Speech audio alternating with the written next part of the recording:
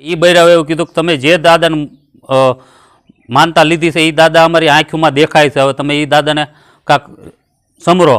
શિહોર ભાવનગર બે દવાખાને એમ કીધું કે આને અમદાવાદ લઈ જવો પડશે, પણ ગરીબ પરિસ્થિતિ હતી. ગરીબ પરિસ્થિતિના હિસાબે એ અમદાવાદ જઈ શકે એવી કોઈ પોઝિશન હતી નહીં. અમને કોઈ ઓળખતાય નથી, પણ દાદાનો એક સ્ટેટસમાં ફોટો જોઈને એને એવું કીધું કે દાદા મારે 4 વર્ષથી સંતાન પ્રાપ્તિ નથી.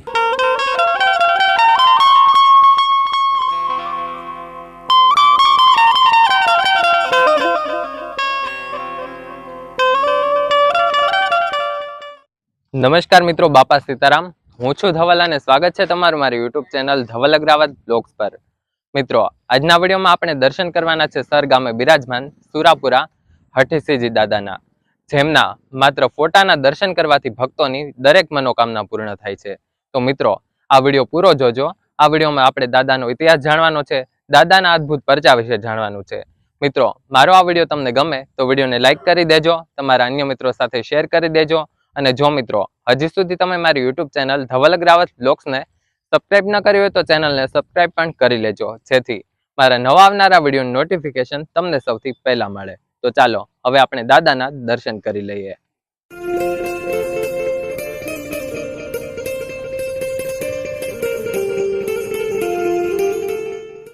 જય માતાજી.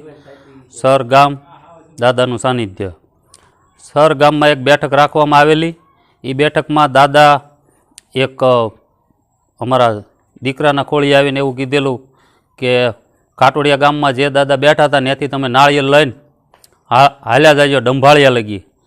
જે ડંભાળિયા હાલીને જાશો, જ્યાં નાળિયેર પડશે ત્યાં મારું ધર્મ મારી હારે હશે. એ ધર્મ હારવાર આવશે. મારા જૂના સ્થળે આવીને તમે બેસશો એટલે બધા ત્યાં જાગૃત થાય. ત્યાંથી પછી બધાય જાગૃત થયા. એમાં હઠીસિંહ દાદા, ખોડિયારમાં, રાજુમામા, સતીમાં અને એક અમારા બીજા દાદા, એ 5 જાગૃત થઈને ત્યાં કીધું કે મને સર ગામમાં લઈ જાઓ અને ધામધૂમથી બેહાડી દો. પછી સર ગામના પાટી અમે લાવ્યા. રાતે મોડું થઈ ગયું તો હામૈયા કરીને લાવવાના હતા સર ગામમાં, એટલે રાત્રે બહુ મોડું થયું હતું.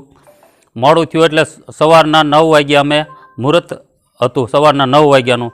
પછી સવારના વારે કાંગસિયા ભાઈ શિહોરના હતા, તેમનો દીકરો થોડોક માંદો હતો.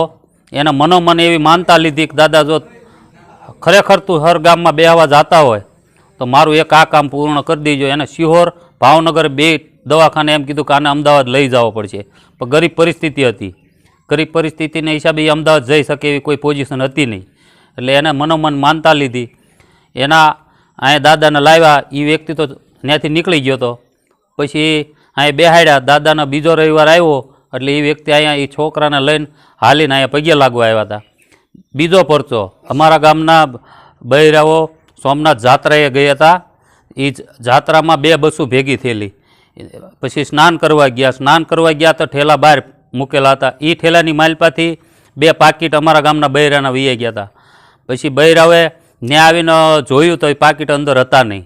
તો બૈરાવે એવું નક્કી કર્યું કે દાદા અમારા પાકીટ ગયા છે, પૈસા ખિસ્સામાં રહ્યા નથી.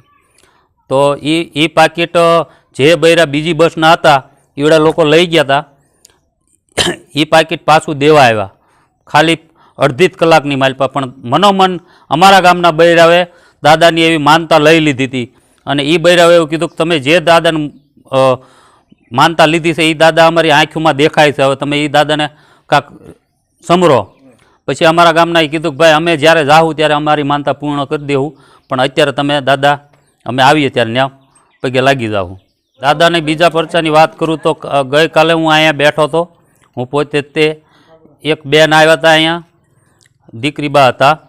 એ ઢસા ગામના હતા. એ કોઈ અહીંયા અમને કોઈ ઓળખતાય નથી, પણ દાદાનો એક સ્ટેટસમાં ફોટો જોઈને એને એવું કીધું કે દાદા મારે 4 વર્ષથી સંતાન પ્રાપ્તિ નથી, તો તમારી કાંક મહેરબાની થાય તો દાદાની એવી માનતા મનોમન લઈ લીધી. એ દીકરીબાને 4 મહિના થયા અને સારા દિવસો જાય છે, એટલે એ દીકરીબા અહીંયા માનતા કરવા આવ્યા હતા. એ માનતા કાલ અમને એવી ખબર પડી કે દાદાએ આ બીજો પરચો અહીંયા આપેલો છે. દાદાના પરચા તો ઘણાય છે, એમાં કોઈ જેટલા નામ લે એટલા ઓછું છે.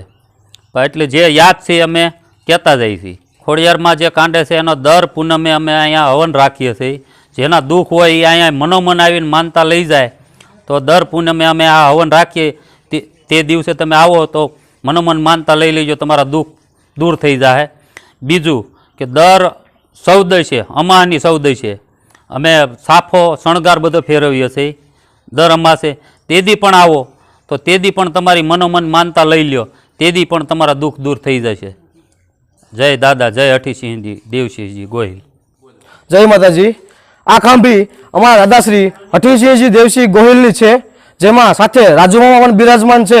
અને અહીંયા અમારા રાજપરાવાળા ખોડિયારમાં દાદાના કાંડે બંધાયેલા છે તે બિરાજમાન છે. અને દાદાની બાજુમાં જે અમારા સતીમાં છે તે બિરાજમાન છે. હઠીસિંહજી દાદાની બાજુમાં જે ભગત દાદા અને માની સમાધિ આવેલી છે, જેને જીવતા સમાધિ લીધેલી છે. અને નીચે આપણે એમના દીકરા ભગત દાદાના દીકરા છે દાદા બેઠા છે. ખોડિયાર માની જય, ચાઉન માની જય, બોચર માની જય, મેલડી માની જય, હઠીસિંહ દાદાની જય, રાજુમા માની જય, મણી માની જય, ભગત દાદાની જય, માની જય, દાદાની જય.